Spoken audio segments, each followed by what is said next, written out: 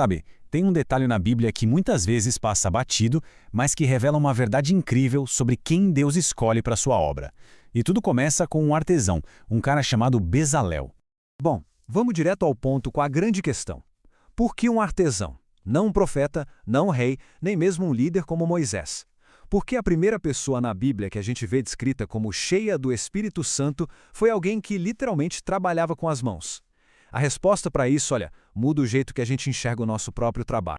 Vamos analisar esse contraste aqui. De um lado, temos Moisés, o candidato óbvio, né? O líder da nação, o homem que falava com Deus face a face, que recebeu a lei. Do outro lado, o escolhido, Bezalel, um artesão da tribo de Judá. Provavelmente um cara conhecido só ali na sua oficina, a escolha parece desafiar toda e qualquer lógica humana.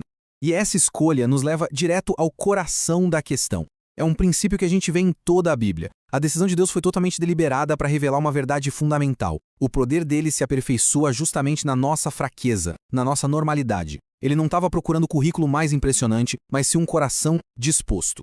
Então por que Bezalel?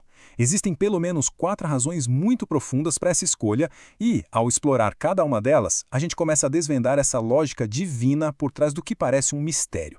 Vamos ver como essa história se constrói. Vamos lá então para a primeira razão por trás dessa escolha tão surpreendente. A construção do tabernáculo, a morada de Deus no meio do povo, não era só um projeto de engenharia, entende? Era um ato de adoração. Exigia beleza, precisão, uma arte santa que refletisse a glória do céu. Para isso, liderança não bastava. Era necessário uma excelência consagrada, uma santidade prática inspirada diretamente por Deus. A segunda razão vai ainda mais fundo, e ela eleva o significado do nosso trabalho de todo dia. Agora, o que é realmente interessante aqui é como isso quebra aquela divisão que a gente faz entre o sagrado e o secular. Carpintaria, trabalho com metais, arte. Bezalel nos mostra que qualquer trabalho, quando feito de coração e para a glória de Deus, se torna um ato de adoração. Não existe trabalho comum na economia de Deus.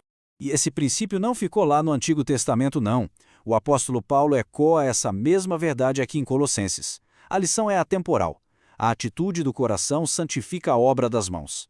Isso conecta a oficina de Bezalel ao nosso local de trabalho hoje.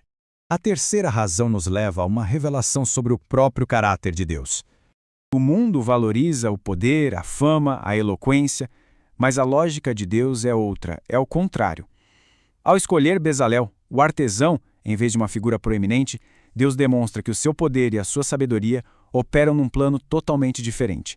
Ele usa o que o mundo considera comum para realizar o extraordinário. Isso nos leva à quarta e última peça desse quebra-cabeça que amplia a nossa compreensão sobre o Espírito Santo.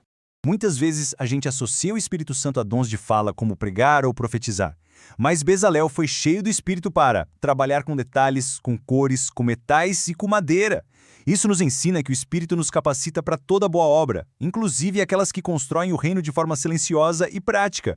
Ok, então qual é a lição para nós hoje? Vamos trazer essa teologia antiga direto para a nossa realidade. Como é que a história de Bezalel transforma a maneira como a gente encara a segunda-feira?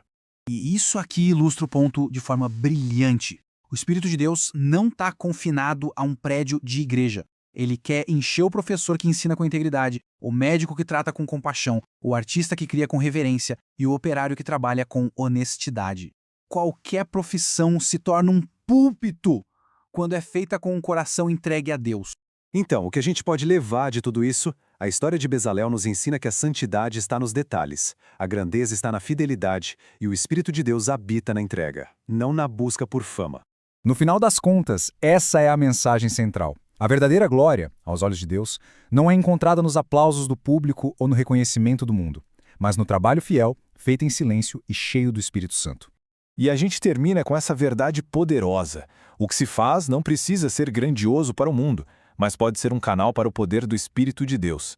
A questão que fica é, como podemos convidar o Espírito para o nosso trabalho hoje, seguindo o exemplo de Bezalel?